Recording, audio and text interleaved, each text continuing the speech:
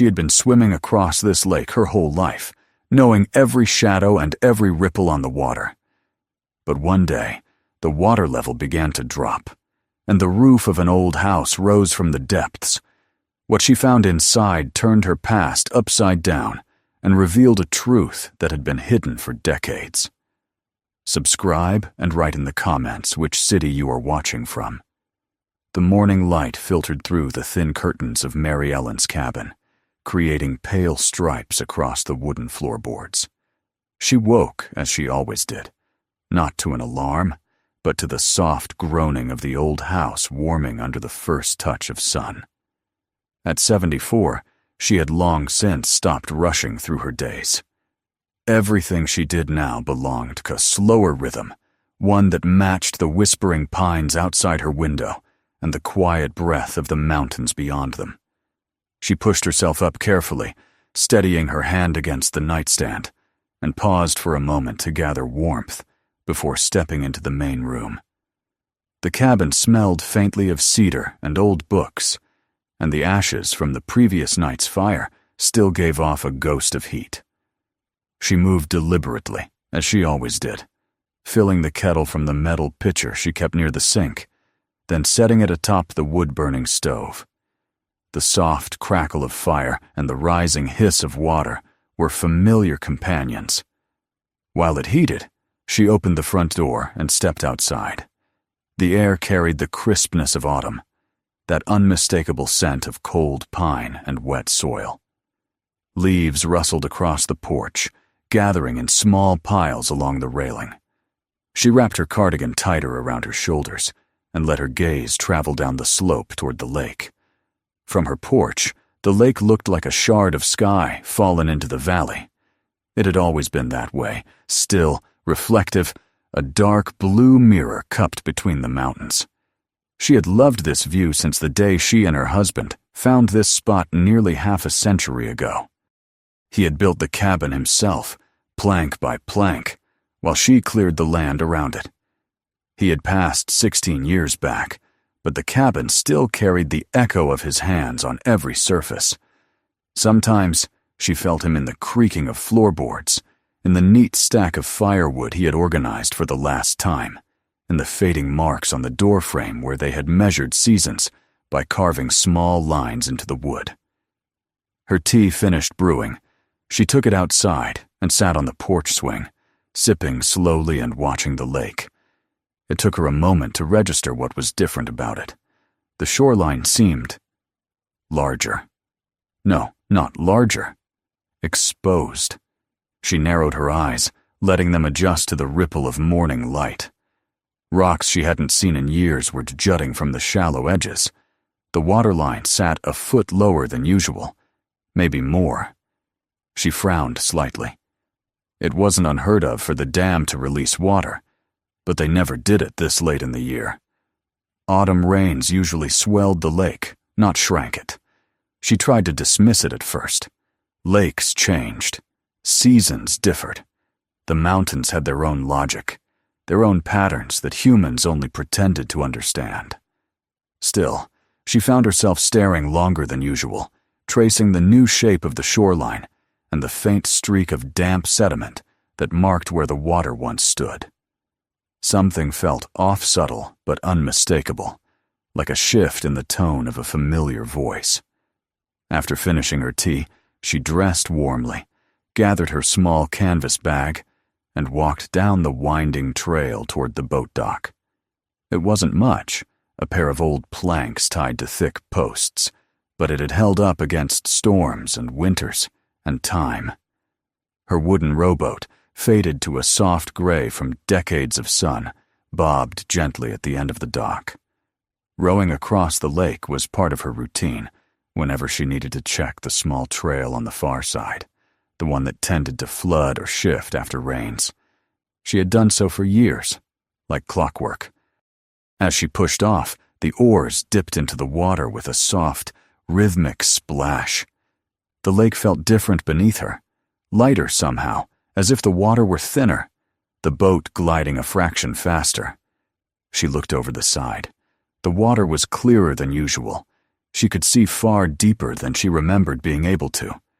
The lake bed, normally hidden beneath murky greens, appeared in patches, like bruises surfacing through pale skin.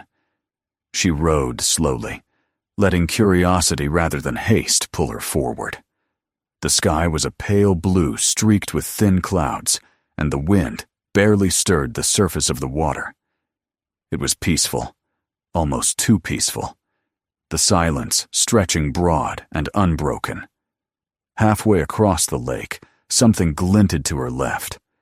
At first she thought it was just sunlight catching on a wave, but then it came again, a flash of something metallic, or maybe something wet.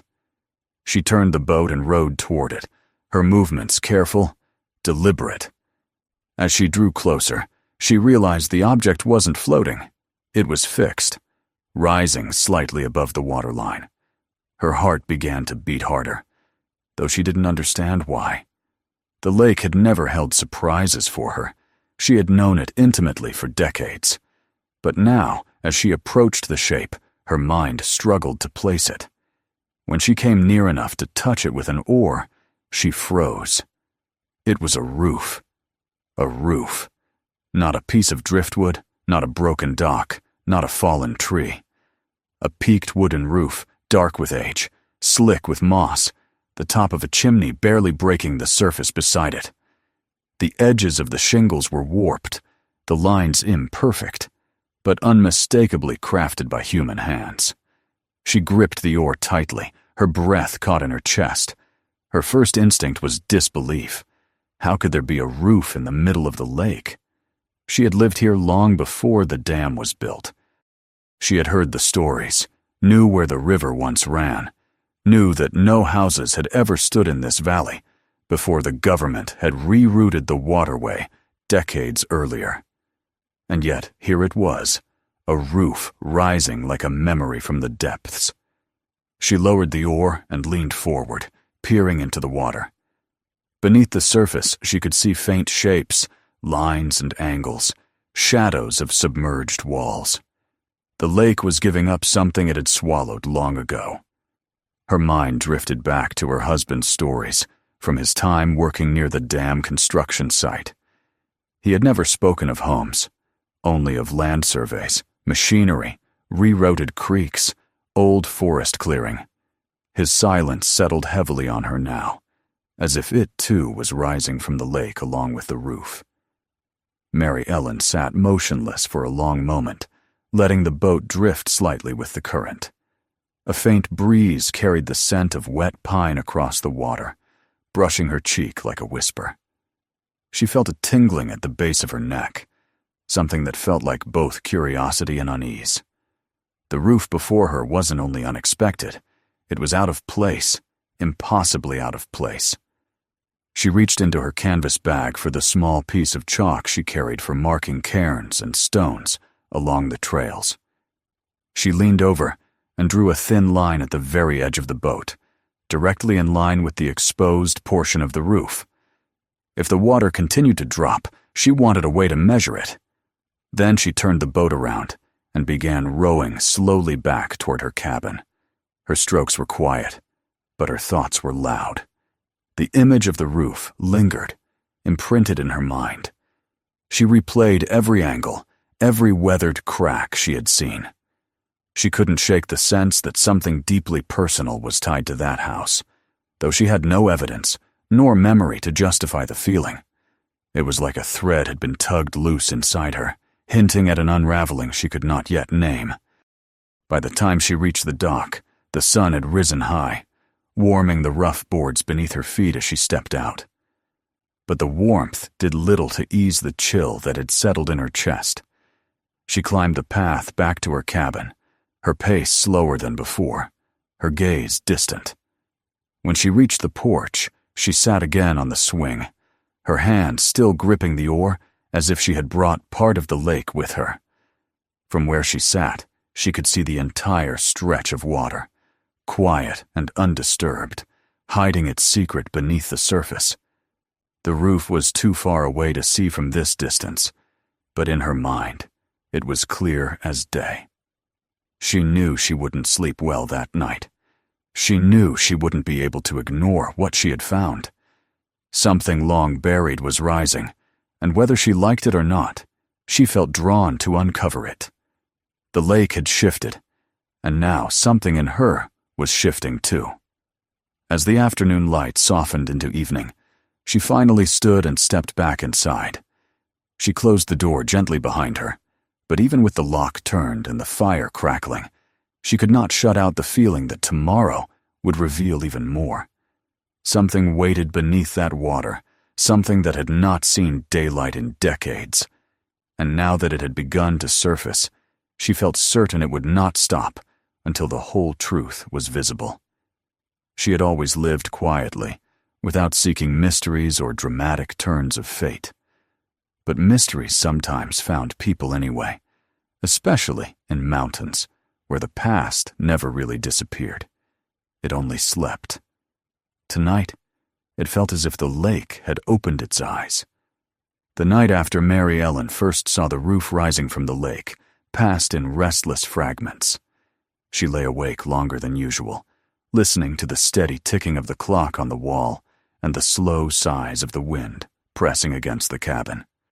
Every time she closed her eyes, the image of that roof appeared with startling clarity, shimmering in the pale morning light, as if beckoning her to return. She tried to reason with herself, to treat what she'd seen as nothing more than an oddity, a curiosity carved out by time and weather. But the feeling that settled inside her was heavier than curiosity. It was as though the lake itself had reached out and placed something in her hands, something she was now responsible for understanding. By dawn, she was already out of bed, dressing in thick layers to fight the chill that clung to the autumn air. She prepared her small breakfast, though she barely tasted a thing. Her mind kept drifting back to the lake and to what might lie hidden beneath the murky surface. The mountains carried many stories, old ones whispered by wind, buried in soil, etched into bark. But this one felt different. This one felt like it had waited specifically for her. When the sun finally rose enough to bring a gray-purple glow across the valley, she made her way down the familiar path toward the dock. The lake was still. Still in a way that made her uneasy, as if the water itself were holding its breath. She pushed the rowboat away from the dock and dipped the oars into the water, with the same measured movement she'd practiced for decades. The boat glided more easily now, skimming over the surface, as if the lake had grown thinner overnight. As she approached the center of the lake, her pulse quickened. The chalk mark she had left on the side of the boat the previous day helped her measure the waterline. The change was clear. The water had dropped even further, by inches, perhaps more. And with it, the roof she had seen yesterday now rose higher, revealing a larger portion of what lay beneath. The shape of the house emerged slowly into clarity. The peaked roof, the chimney, sections of what must have once been a second story. Everything hinted at a full structure preserved like a silent witness beneath the lake. She stopped rowing and let the boat drift closer. The roof now glistened with a coat of drying moss, some of which had begun to crack and curl as the sun exposed it for the first time in decades. The shingles were warped, but many remained intact. Water dripped in slow beads down their slopes, forming small rivulets that trickled back into the lake. The sight stirred something in her chest, a quiet dread mixed with a strange tenderness. Homes were living things in their own way. They carried memories, held voices, sheltered lives. Seeing this one emerging from the water felt like encountering a ghost that had finally decided it no longer wanted to be forgotten. She eased the boat around the structure until she spotted what she had noticed the day before. The small, round window set into the uppermost part of the house. It was cracked and half submerged, but now the waterline had dropped low enough that the wooden frame stood exposed. As she drew closer, she noticed something else. Traces of paint, almost entirely washed away, but still visible in faint streaks of blue and gray. Someone had cared about this home. Someone had painted it, tended to it, lived in it. And yet no one had spoken of it for decades. She reached into her bag, feeling the reassuring weight of the rope she had brought. As the boat drifted beside the window, she tested the wooden frame with the tip of her oar. The wood groaned, but held firm. She positioned the rope around a nearby beam that jutted above the waterline and tied it carefully to keep the boat steady. Her hands trembled slightly, not from fear, but from the solemn weight of what she was about to do. She thought of how long this house had slept beneath the water, untouched by people, untouched by time. To be the first person to enter it again stirred a kind of reverence, like stepping into a forgotten chapel. Taking a deep breath, she leaned forward, gripping the window frame with both hands. The wood felt cold and slick. It took effort, more than she expected, to hoist herself into the opening, but she managed it, swinging one leg inside and then the other. The smell hit her first, the soaked wood, the lingering mold, the bitter residue of silt that had settled on every surface. Her eyes adjusted slowly to the dim interior, revealing the slanted rafters of the attic above her head. The attic was small, cramped, and filled with the shadows of old objects. A metal-framed bed stood crooked against one wall, its mattress long since decomposed into clumps of rotting fabric. A rusted suitcase sat crushed beside it, its leather straps eroded. In the far corner, an old trunk leaned open, half filled with waterlogged papers and a tangle of fabric so deteriorated it crumbled when she brushed against it. Carefully, she moved toward a narrow set of stairs leading down. Each step moaned under her weight, threatening to give way. The beam above her creaked with a long, low groan, but it held. The further she descended, the colder the air felt, heavy with the damp weight of years underwater. The silence inside the house was different from the silence outside. It was thicker, oppressive, as though sound itself had become trapped in the walls and forgotten to escape. The lower floor was partially submerged, but the water had receded enough that she could stand on the remaining ledges of the staircase and peer into the interior. The outlines of furniture became visible chairs, a table toppled onto its side, the broken remains of a cabinet. Sunlight filtered in through cracks and warped boards, casting thin, trembling beams across the room. Her gaze drifted across the floor until something caught her attention. A wooden dresser stood along the far wall, its top drawer oddly untouched by the chaos around it. While the lower drawers had burst open from the water pressure, spilling their contents into the murky depths, this one remained sealed. She hesitated. The drawer was set high enough that the water wouldn't have filled it completely. Could something inside have survived? She waded through the water, careful not to disturb the unstable boards beneath her. Her fingers reached the drawer's handle. It was stiff, swollen from years of submersion, but it gave way with a long, sticky pull. As it creaked open, she felt her breath catch. Inside lay a metal container, small, rectangular, military in appearance. It was covered in rust, but intact. The edges were secured with the remnants of an old waterproof tape. The sight of it made her pulse quicken. She had no idea why, but she sensed immediately that this object mattered. She lifted it from the drawer, surprised by its weight. For something so small, it felt heavy, grounded, as if the decades beneath the lake had only strengthened its contents rather than eroded them. Holding it delicately, she climbed back up the stairs and made her way toward the attic window, glancing around the house one last time. She knew she would return, but she also knew that what she carried in her hands had shifted the meaning of her discovery. Back in the boat, she set the container carefully at her feet. She loosened the rope from the beam, letting the boat drift backward, before lowering the oars once more into the water. The lake seemed even quieter now, as though waiting for her reaction. She rowed slowly, the weight of the container pressing against her ankles, its presence reminding her of something she could not yet name. When she finally reached the dock and climbed out of the boat, she paused, looking back across the water. The house stood partially revealed, the sun catching the edges of its roof, casting reflections that made the structure seem alive. She felt no fear. Now, only a deepening sense of connection, as though she had pulled a piece of the past into the present simply by touching it.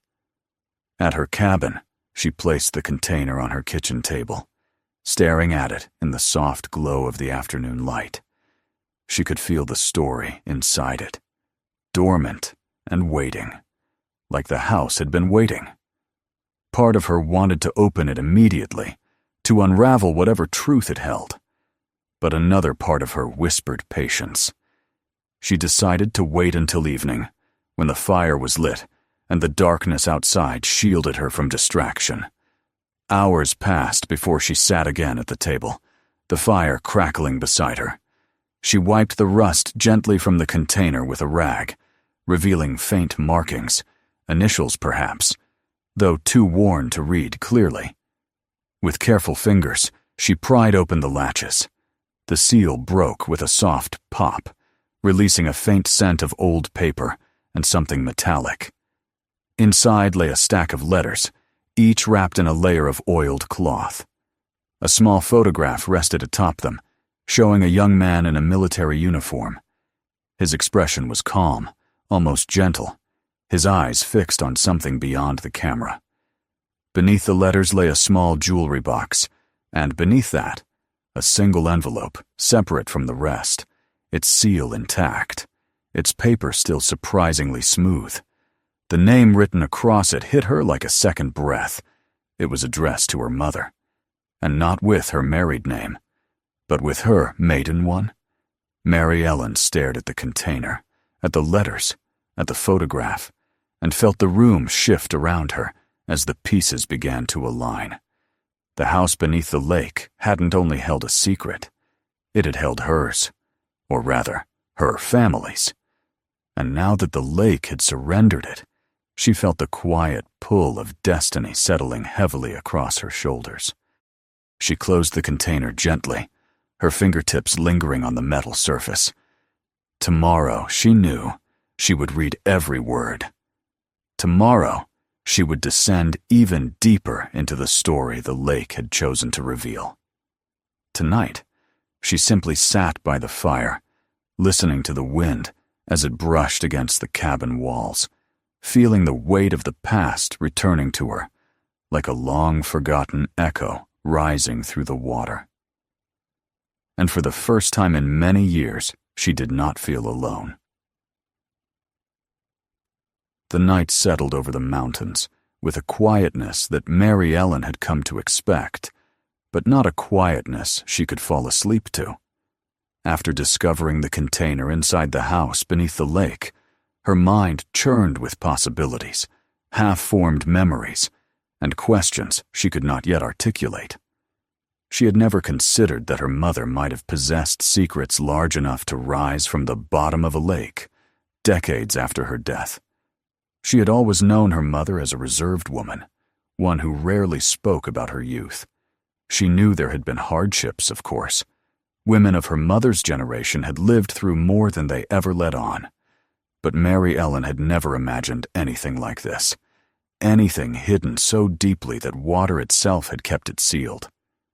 She sat at the kitchen table long after the last embers glowed red in the stove. The metal container lay in front of her, now clean enough that she could see faint scratches from where the water had eroded the surface. Those scratches almost looked like writing, but when she tilted the box toward the lantern light, the shadows shifted and the markings blurred into nothing more than time's natural scars. She touched the container carefully, almost reverently, as if it might shatter under the weight of her fingers. It didn't. It had held its secret for longer than she had been alive. It would not break easily. She knew she needed to sleep before opening any of the letters inside, but sleep refused to come. Her thoughts kept circling back to the house beneath the lake, and to how impossible it seemed. She remembered the stories her husband had told her during their first years in the cabin. He'd been younger then, full of practical knowledge about construction and land surveying, working with the teams that built the dam. He had never once mentioned a house like this. In his stories, the valley had been nothing more than wild, land-rich soil, scattered stones, patches of old forest, where no one had lived for generations. But the house now rising from the depths told her a different story, and the letters inside the metal container promised another layer still. If there had been a home here, someone had lived in it. Someone whose life had been tied to this place long before it was swallowed by water. Someone who had loved her mother enough to pack letters carefully into a waterproof container. Letters that had never reached their intended destination. Before dawn, exhausted from pacing her own thoughts, she finally rested her hand atop the container and whispered an unspoken promise to open it in the morning. She blew out the lantern, climbed into bed, and lay listening to the creaking timbers of the cabin as sleep finally started to pull her under. When it came, it was filled with fragmented dreams, images of a submerged house, drifting leaves on the lake's surface, and her mother's face as she remembered it from childhood, looking both young and unbearably distant. When morning light brushed her eyelids, she rose without hesitation. She lit the stove, boiled water for tea, and gathered her courage before sitting back at the kitchen table. The container looked even more mysterious in the soft gray light of dawn. She unlatched it with deliberate care, opening the lid as though unveiling something sacred. The letters rested inside exactly as she had left them, bundled in oiled cloth, edges preserved by the waterproofing. She removed the first bundle and set it aside for later. The unsealed letters had been written over time. That much she could already tell. The handwriting varied, sometimes neat and flowing, sometimes hurried and slanted. But it was the final sealed envelope that drew her attention first. Her mother's maiden name was written across the front, in a style she didn't recognize. Careful, formal handwriting, the kind a man might use when writing to someone he loved and hoped to impress. She held her breath as she carefully broke the old wax seal. Inside lay a single sheet of paper, its edges slightly yellowed, but strikingly intact. The words written on the page were steady and full of quiet emotion. She began reading aloud, her voice barely above a whisper, as if she feared breaking something fragile within the lines. He wrote of longing, of hope, of plans to return to the valley for a coming leave from his military post. He wrote of the house where he lived, the one that had been passed down through his family, the one he was preparing to renovate into something beautiful, a home worthy of her mother, though he didn't phrase it so directly. Instead, he wrote of what he wished she could one day see. The cleared garden where he had once grown vegetables as a boy, the small room he was turning into a library, the new windows he wanted to install before winter. The house had been old even then, but he wrote of it with pride and love. Mary Ellen paused, feeling the first prickle of tears catch at the corners of her eyes. Her mother had never spoken of a man like this. Her father, quiet, dependable, and older, had been her mother's only love story, at least as she had presented it. But now she knew there had been someone else. Someone her mother had never acknowledged aloud. And perhaps she had carried that silence for the rest of her days. She continued reading. He described the valley as it had been before the dam, how the air smelled differently in the mornings, how frost gathered along the tree line, how summers brought fireflies so numerous that a person walking through the fields felt as though they were moving through constellations. He mentioned wildlife, creeks that flowed in natural streams, and the faint echo of an earlier time when small communities had existed here before families moved away, or land was repurposed by the government. None of this aligned with her husband's accounts of the valley being untouched wilderness. The two versions of history contradicted each other, and she didn't yet know which one held the deeper truth. When she reached the final paragraph, her breath slowed. He had written the letter not long before his scheduled leave, mentioning that he hoped to reach the valley soon, that he had something important to speak with her mother about, something he couldn't bring himself to write but hoped she would accept. She didn't have to guess what that was. The last sentence, however, chilled her. He wrote that the valley was changing, that he had heard rumors of government plans for the waterway, that officials had visited his property. He didn't sound afraid, only uncertain. But something in his final line hinted at urgency. He wanted to return home as quickly as possible, before anything else changed. The date on the letter matched the year the dam construction had begun. When Mary Ellen finished reading, she set the letter down gently. Her hands trembled, but not from fear. It was something deeper, heavier, a realization that the past she thought she knew was incomplete, and that the woman she had called mother had lived with a quiet ache her entire life. She picked up the photograph next. The young man stood beside a weathered porch railing, wearing his uniform with a calm confidence. His gaze was steady, directed toward the camera with a softness that made her chest tighten. She found herself searching for familiar features, something that might link him to her mother, but the photograph revealed only his own distinct character. Strong jawline, focused eyes, a hint of a smile. Yet something in his expression felt strangely familiar, like an echo of an emotion she had seen in her mother's rare moments of silent reflection. Returning to the bundle of letters, she carefully unwrapped them, revealing more pages. These letters painted a fuller picture of a man she had never met. His childhood memories, his thoughts about leaving the valley to serve, his hopes of eventually returning to settle down and build a quiet life. With every line she read, she felt closer to him, closer to a truth she didn't yet fully understand. He mentioned her mother by name often. Her mother had answered these letters, it seemed, though none of her replies were present in the container. The correspondence spoke of shared memories, of a bond forged long before Mary Ellen had been born. They had known each other deeply. They had been young together. But then something changed.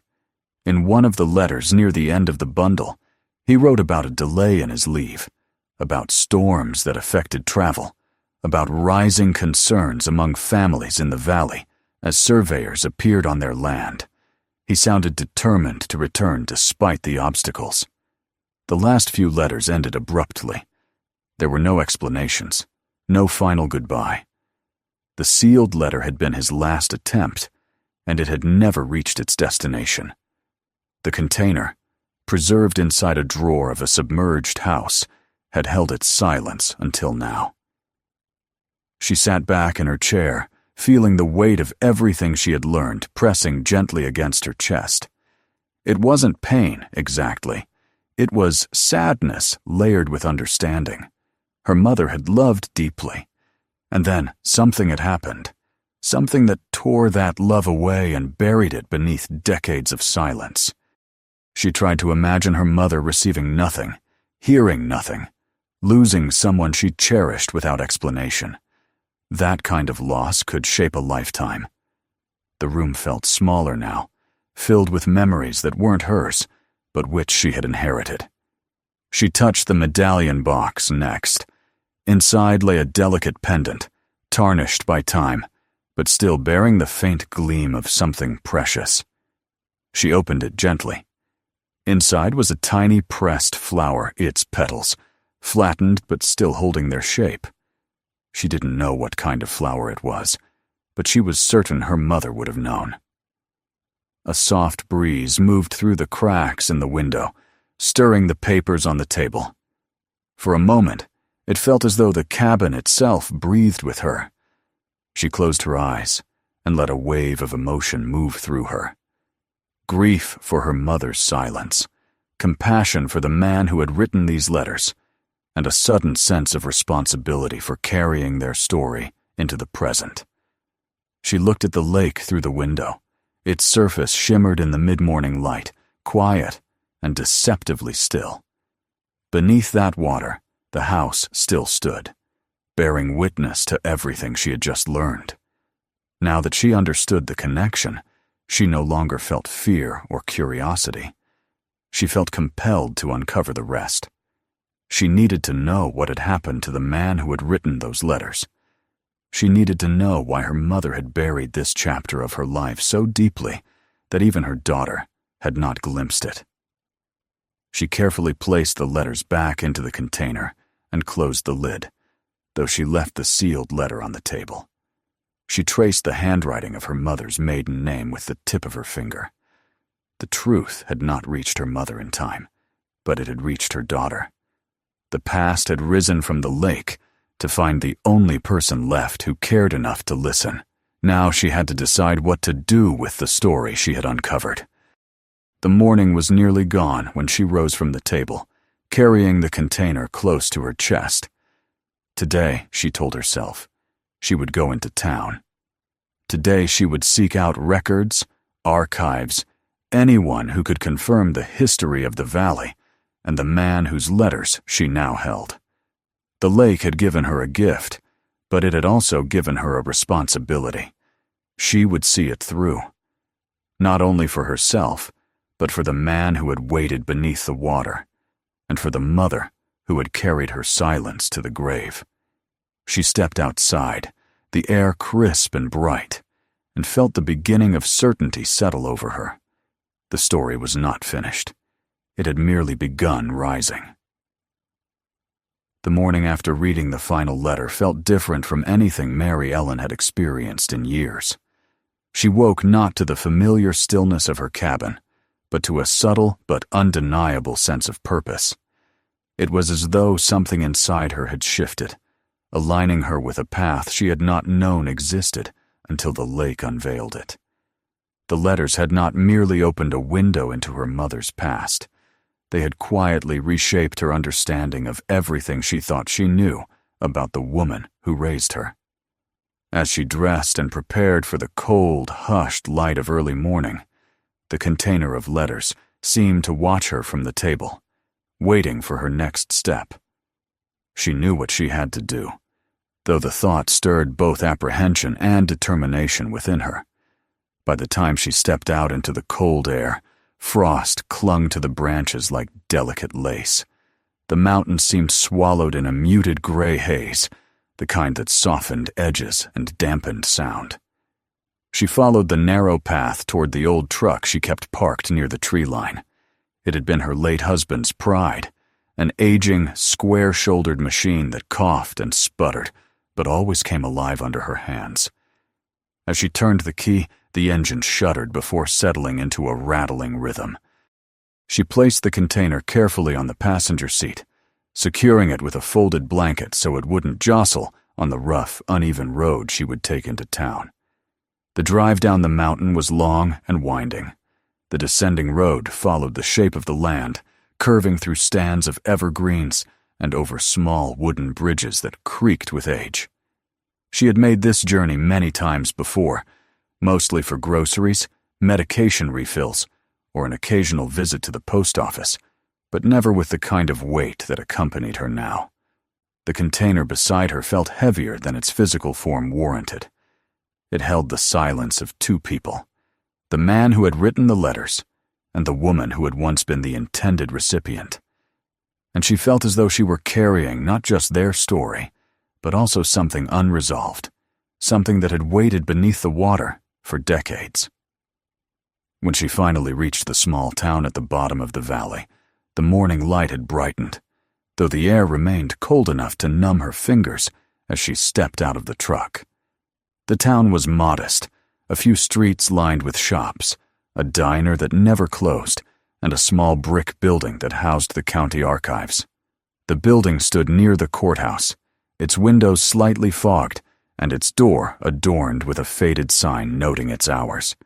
She walked up the steps slowly, her breath clouding in front of her as she reached for the handle. The warmth inside the building enveloped her immediately. The room smelled of paper, dust, and the faint scent of coffee drifting from a back office. A woman in her 50s, with a tidy bun and glasses perched on her nose, greeted her from behind the main desk. She had a gentle face, lined with years of reading small print and helping townspeople trace their histories. When she saw the container under Mary Ellen's arm, her expression shifted from polite welcome to genuine interest. "Can I help you with something?" she asked. Mary Ellen took a steadying breath before replying. She explained that she had come looking for records related to the valley, to the years before the dam had been built, and to a young man whose photograph and letters she now held. Her voice trembled slightly as she spoke, not from nervousness, but from the enormity of what she was finally putting into words. The woman listened patiently, nodding with understanding, and then guided her to a small reading room at the back of the archive. The air there was cooler, the light softer, the shelves filled with neatly labeled boxes. Over the next several hours, they sifted through files, land surveys, old property maps, lists of families who once lived in the valley before the government relocation notices were issued. As the woman pulled out documents, Mary Ellen traced the lines on the maps with trembling fingers. Where the lake now lay, there had once been a cluster of homes, small dwellings, farmland, even a few businesses. The valley had not been an untouched wilderness after all. It had been a community, a place where people lived and loved and built their futures. Her husband had not lied to her. He had simply not known. He had worked on the dam, but long after the valley had been cleared of its final residents. The homes had been razed, or so the records said. But one home, the one that now stood half exposed in the lake, must have slipped through the cracks. Perhaps its owner had refused to leave until the last possible moment. Perhaps he had died before he could. Perhaps water had risen faster than expected. There were no documents that explained the fate of the man whose letters she now held, but a single line in an old report mentioned a missing resident who had never been accounted for after the evacuation. The woman at the archive grew quiet as she read over the files. She looked up at Mary Ellen with a sympathetic expression. "This must be important to you," she said. Mary Ellen nodded. She could feel the truth of the valley's history settling heavily into her bones. Now that she had seen maps, dates, and notes in official handwriting, she realized how tragic the story truly was. Her mother had fallen in love with a man whose home had disappeared from the surface of the world, and she had never spoken of him again. The letter he had sealed had never reached her. Whatever answer her mother might have given had been swallowed by silence. Before leaving the archive, Mary Ellen left scans of the letters with the clerk, not to publish, not to share broadly, but simply to ensure the valley story was preserved somewhere it belonged. She wished to keep the originals, and the woman understood, assuring her that the copies would be stored respectfully in the family history section. The sky was grayer when Mary Ellen stepped outside, the air tinged with the threat of rain or early snow. She carried the container more securely now, as though it had become a part of her. She drove back up the mountain in thoughtful silence, watching clouds gather along the peaks. By the time she reached the top, the first drops of rain had begun to fall, tapping lightly against the windshield. When she reached her cabin, she placed the container on the porch before walking down the path toward the lake. The rain had grown steadier now, blurring the edges of the trees and softening the shapes of the mountains beyond. As she neared the water, she felt her breath catch. The lake's surface had begun to rise again. The storms of the night before had fed into the rivers, and the lake was reclaiming what it had unveiled, Where the roof had stood proudly only days earlier, now only the peak remained visible. She walked along the shoreline until she reached the spot closest to the submerged house. The rain blurred into mist against her skin, cool and wet. She watched as the water pushed upward, inch by inch, swallowing the roof in slow, deliberate movements. Each small rise felt like the closing of a chapter she hadn't known needed closure. She stood very still, letting the rain soak into her clothes. She felt neither sadness nor relief. She felt something more profound acceptance. The story she had discovered was not hers to change, but it was hers to remember. As the water reached the chimney and began to cover it, she removed the medallion from her pocket. The delicate pendant felt warm from her touch, the tiny pressed flower inside, holding the memory of a love she had never witnessed. She whispered softly into the rain, her voice carried away by wind and water alike. "I know now. Your story didn't disappear." She let the silence stretch before she closed her hand around the medallion once more. She didn't place it in the lake or throw it away. Instead, she brought it back with her up the path. Some stories were meant to rise only once, and then to be carried forward by those who understood them. Inside the cabin, she dried her coat and lit the stove. She placed the medallion on a small wooden shelf near her husband's photograph.